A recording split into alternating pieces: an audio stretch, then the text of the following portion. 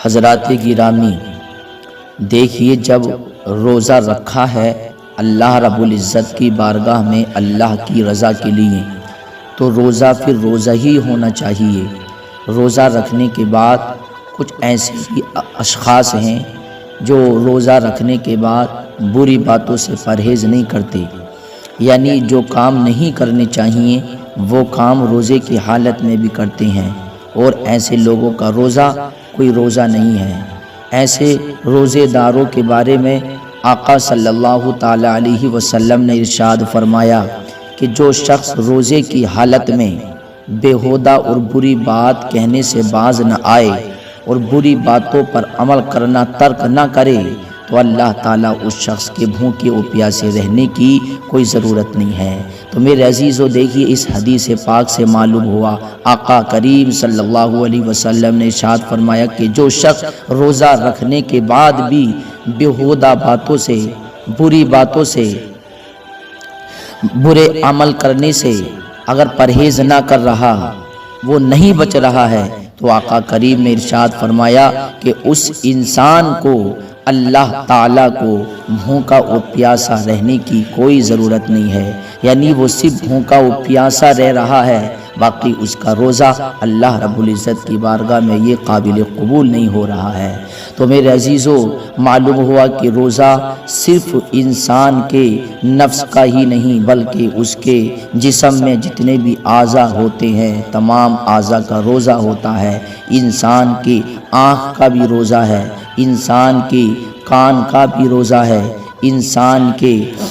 آنکھوں کا بھی روزہ ہے، انسان کے ہاتھوں کا بھی روزہ، یعنی جب روزہ رکھا ہے تو انسان ساری چیزوں سے پرہیز کرے، انسان ساری چیزوں سے بچتا رہے۔ لیکن آج کل یہ دیکھنے کو بہت ملتا ہے کہ انسان کا روزہ بھی ہے،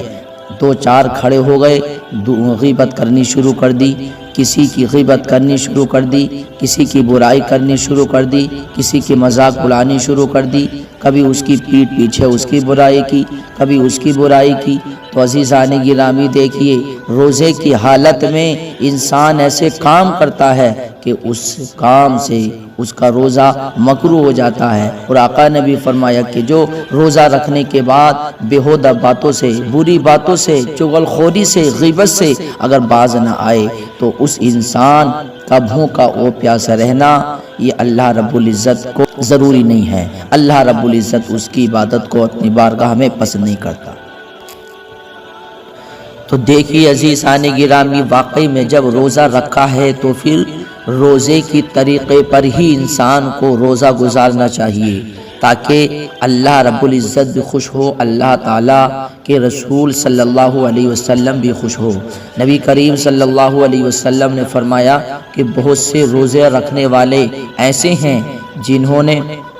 بھوکا رہنے کے سوا کچھ بھی حاصل نہیں کیا، اور بہت سے شب بیدار ایسے ہیں جنہوں نے رات جاگنے کے سوا کچھ نہیں پایا۔ تو آقا کریم نے فرمایا کہ کچھ روزے دار ایسے ہیں جو بھوکا و پیاسا رہنے کے سوا انہوں نے کچھ بھی حاصل نہیں کیا، یعنی صرف بھوکا و پیاسا رہے ہیں، باقی اللہ رب العزت نے انہیں کوئی اجر نہیں دیا۔ کچھ ایسے بھی ہیں جو شب بیداری کرتے ہیں، یعنی راتوں کو جاگتے ہیں، عبادت بھی کرتے ہیں، لیکن عبادت جس طریقے سے کرنی چاہیے وہ طریقہ نہیں اپناتے۔ آج کل یہ ماحول بن گیا ہے کہ لوگ تراویح پڑھتے ہیں، اور آج کل تو ماحول ایسا بن گیا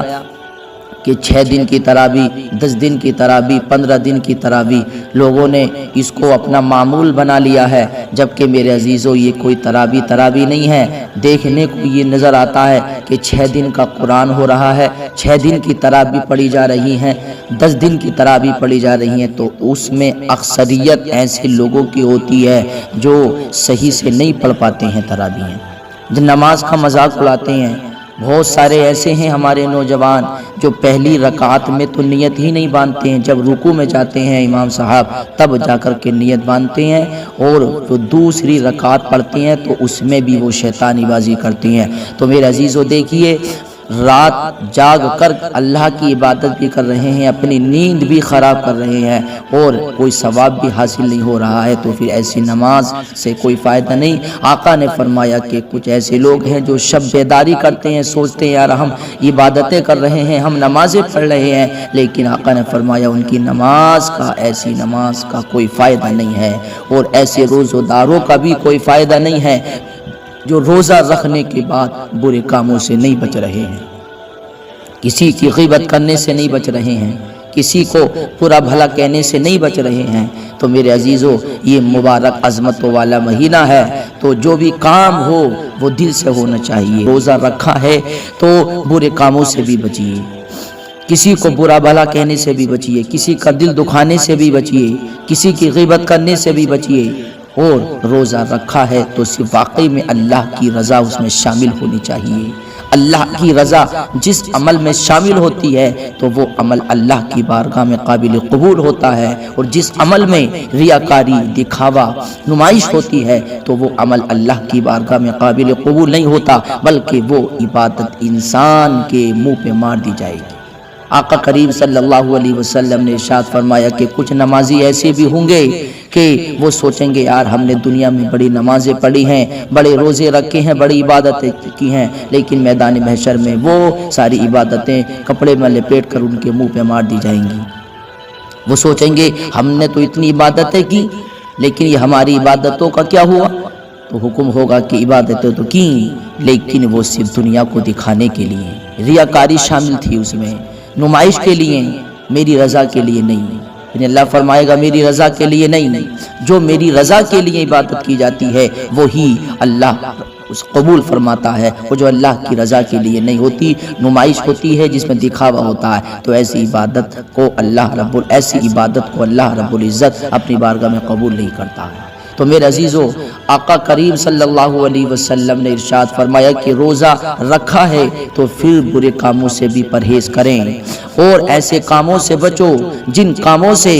عبادت مکروہ ہو جاتی ہے، روزہ مکروہ ہو جاتا ہے، بلکہ جب روزہ رکھا ہے تو بالکل نیک متقی پرہیزگار بنو، کیونکہ اللہ رب العزت نے قرآن میں فرمایا کہ روزے تمہارے اوپر اس لیے فرض کیے تاکہ تم متقی بن جاؤ، لعلکم تتقون، تاکہ تم متقی بن جاؤ، تاکہ تم پرہیزگار بن جاؤ۔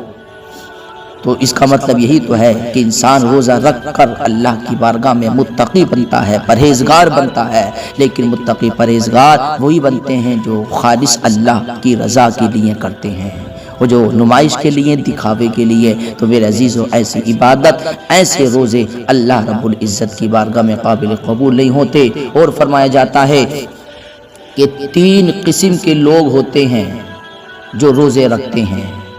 کھانے پینے سے بھی روکتے ہیں، اور شرمگاہ کی حفاظت بھی کرتے ہیں، اور اپنی بیویوں سے جمع کرنے سے بھی رکتے ہیں۔ یہ پہلی قسم کے روزے دار ہوئے، اور دوسری قسم کے روزے دار وہ ہیں روزہ رکھتے ہیں، اور روزہ رکھنے کے بعد ان کے کان کا بھی روزہ ہوتا ہے، ان کی آنکھ کا بھی روزہ ہوتا ہے، ان کے ہاتھوں کا بھی روزہ ہوتا ہے، یعنی ان کے تمام اعضائے جسم کا بھی روزہ ہوتا ہے۔ وہ اپنے تمام جسم کے اعضاء کو بھی گناہوں سے روکے رکھتے ہیں، وہ واقعی میں ایسا روزہ رکھتے ہیں۔ اور تیسری قسم کے وہ لوگ جو واقعی میں اللہ کے نیک بندے ہوتے ہیں، جو واقعی میں اللہ کی رضا کے لیے، وہ اللہ تعالیٰ کے سوا تمام چیزوں اور سب سے جدا ہو کر صرف اللہ کی جانب متوجہ رہتے ہیں، یعنی صرف اللہ کی رضا حاصل کرنے کے لیے وہ روزے رکھتے ہیں۔ تو میرے عزیزو دیکھیے، فرمایا جاتا ہے کہ 3 قسم کے لوگ ہوتے ہیں جو روزے رکھتے ہیں۔ تو میرے عزیزو، ہمیں تیسری قسم اپنانی چاہیے کہ اللہ کی رضا اس میں شامل ہونی چاہیے۔ آقا کریم صلی اللہ تعالی علیہ وسلم کی حدیث پاک سے ہمیں یہ معلوم بھی ہوتا ہے کہ مسلمان روزہ رکھتے ہیں اور ان کا فرض ادا بھی ہو جاتا ہے، بظاہر وہ روزہ توڑنے والا کوئی کام نہیں کرتے، لیکن جو تقوی اور بلند درجہ روزے سے نصیب ہونا چاہیے، وہ تراویح ادا کرنے سے جو فرحت خوشی ملنا چاہیے، اس سے محروم رہتے ہیں۔ اللہ اکبر، یعنی وہ سمجھتے ہیں کہ ہم نے بہت عبادتیں کی، تراویح بھی پڑھی، روزے بھی رکھے، لیکن وہ ان نعمتوں سے جو اللہ رب العزت عطا کرتا ہے عبادت کے بعد، ان نعمتوں سے محروم رہتے ہیں۔ روزے کی حالت میں بھی اپنی بےہودہ عادت کے مطابق جھوٹ، مکر و فریب، بہتان، غیبت وغیرہ برے کاموں سے باز نہیں آتے۔ وہ تجارت کرتے ہیں تو دھوکہ دینے سے باز نہیں آتے، ملازمت کرتے ہیں تو سستی سے باز نہیں آتے، لوگوں پر ظلم کرتے ہیں، دوسروں کا حق مارتے ہیں، رشوت، سود کا پیسہ کھانے کی ناجائز حرام حرکتوں کو نہیں چھوڑتے۔ رمضان کے ایک مہینے کا روزہ تو مسلمانوں کو بہت بلند کر سکتا ہے، اس میں شک نہیں کہ وہ روزہ مسلمانوں کی مادی اور روحانی بلندی کا ذریعہ ہے، لیکن افسوس کہ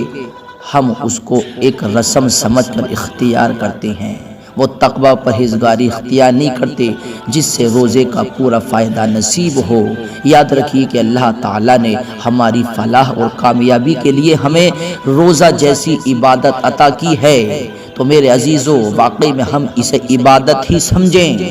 اور اللہ رب العزت کی بارگاہ میں بلند مرتبہ حاصل کریں۔ اللہ نے ہمیں یہ روزہ دیا تاکہ ہم متقی و پرہیزگار بنیں، تو واقعی میں متقی اور پرہیزگار بن کر ہی دکھائیں میرے عزیزو، تاکہ روزہ رکھ کر کے ہمیں اللہ رب العزت کی رضا حاصل ہو جائے۔